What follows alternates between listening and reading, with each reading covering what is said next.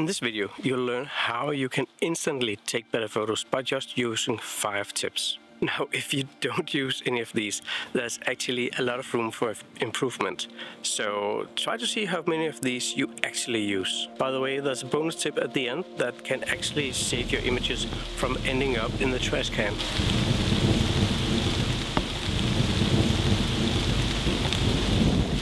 Now, the tips I'll share with you for taking better photos are actually common for all types of photography. But of course, I'm a nature photographer, so I'll make use of subjects that I found outside, but you could use it in any field you can imagine. You won't believe how many people are taking a photo of a scene without having a clear intent on what they're photographing. Many might spot a thing or a scene that they think look interesting, but then they just take the shot from right where they stand. And we need a bit of a different approach. I think it could work very well if we get this in the foreground and then the next tree on the right side, and then it leads towards the sun. We need to work the scene based on what we find interesting. You need to find a focal point, something that catches your eye, and this could be a tree, a building, or a person, or a person's eye. Having this is fundamental if you want to take better photos. The focal point becomes your subject, like the hero of your shot. And you want to emphasize that as much as possible and make it look as amazing as it possibly can. Sometimes it even helps to think of what it is particular about your subject that you like. Is it the way it's positioned according to some light rays, or is it the texture? And then own in on that, focus on it. So where do you want your viewers to look? Just emphasize that, and then you're almost halfway there. Now, if there's one thing that can instantly make your photos better, it is simply getting closer to your subject. Simply make your subject take up a larger portion of the frame. If you think about the next tip, it'll actually make the image stand out more. And the thing is, if you look at the edge of the frame and any distractions that comes in from right or left, if you compose the image so they are left out, your image is instantly better. So it's not hard, you just need to remember it. So look for branches coming in from right and left. So actually what you're doing is that you're emphasizing your subject and you're de-emphasizing everything else.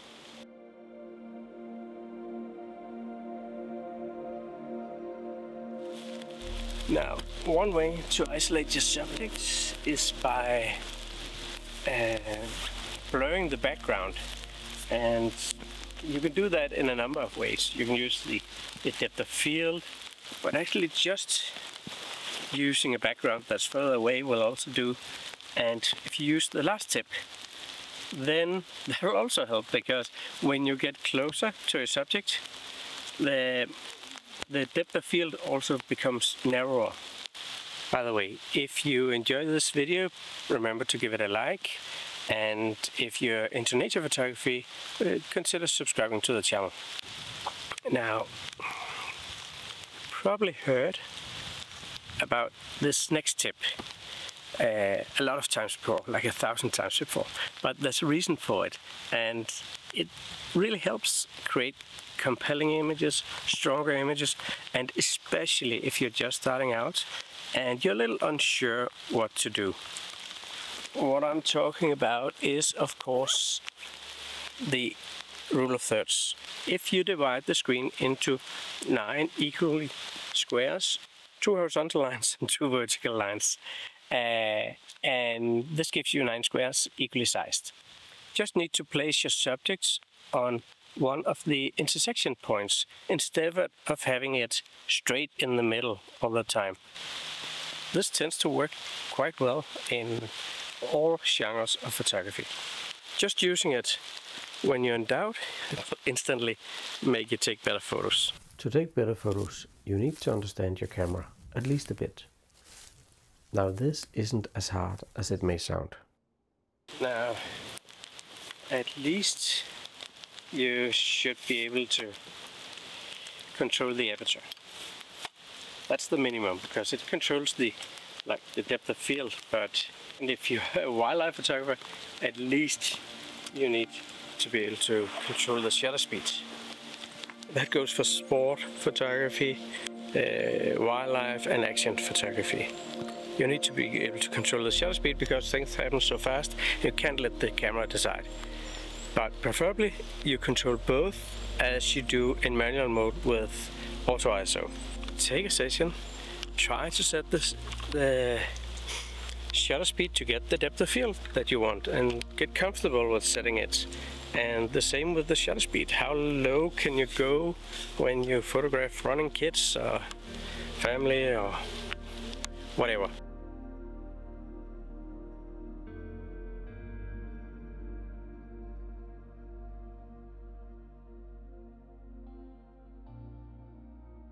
Now the key to improving is to take a lot of photos and be okay with there's a lot of bad photos, throw out photos in between. It doesn't matter as long as your keepers gets better. Now the sun is really starting to peek through. I found this nice tomb. I've bypassed it so many times, but I've never actually had a chance to get a shot of it. Every photo you capture won't be beautiful.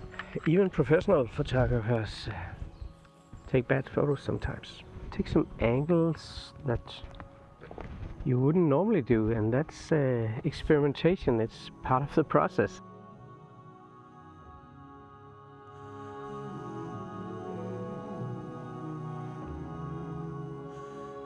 Let's talk about the bonus tip.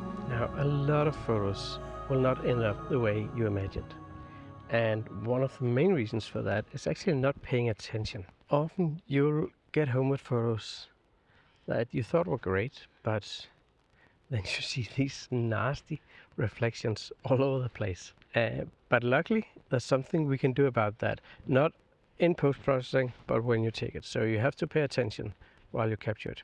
Now, if you got a lot of reflections in a scene, one thing, if it's a subject that you can move around, then reflections often come due to backlighting.